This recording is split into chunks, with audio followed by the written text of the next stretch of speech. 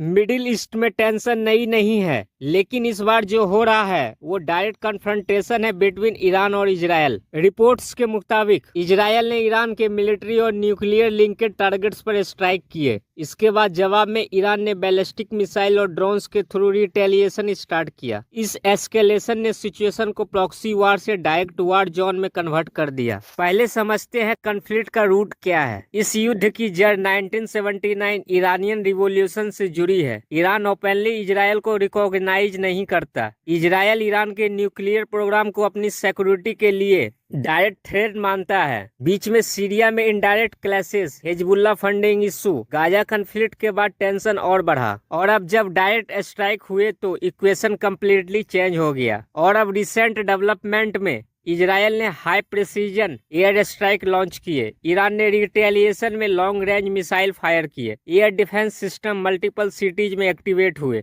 Regional countries alert mode में चले गए। मिडिल ईस्ट का एयर स्पेस पार्शियली रिस्ट्रिक्ट हो रहा है। फ्लाइट्स रीरूट हो रहे हैं। ये सिग्नल करता है कि सिचुएशन टेम्पररी नहीं लग रही है। प्रॉक्सी ग्रुप का एंट्री भी यहाँ एक और डेंजरस एंगल है। हिजबुल्लाह लेबनान से इजरायल पर प्रेशर क्रिएट कर रहा है। गाजा फ्रंट ऑलरेडी सेंसिटिव है। सीरिया रीजन भी अनस्टेबल है। अगर ये मल्टी फ्रंट वार बन गया तो इजरायल को एक साथ मल्टीपल डायरेक्शन से प्रेशर मिलेगा। ईरान का स्ट्रेटेजी हिस्टोरिकली भी प्रॉक्सी वारफेयर रहा है। अब देखते हैं ग्लोबल मार्केट इंपैक्ट और इसका इंडिया पर क्या असर होगा। ये सिर्फ मिडिल ईस्ट का इशू नहीं है, क्योंकि ऑयल प्राइसेस सेंसिटिव हो गए हैं। गोल्ड प्राइस स्पाइक कर रहे हैं। ग्लोबल स्टॉक मार्केट वोलेटाइल है। इंडिया जैसे ऑयल इंपोर्टिंग कंट्री के लिए क्रूड ऑयल महंगा होगा तो उसका असर पेट्रोल और डीजल प्राइस पर पड़ेगा। इन्फ्लेशन प्रेशर बढ़ेगा। रूपी वोलेटिलिटी होगी। अगर strait of Hormuz region disturb हुआ तो global oil supply chain hit हो सकती है।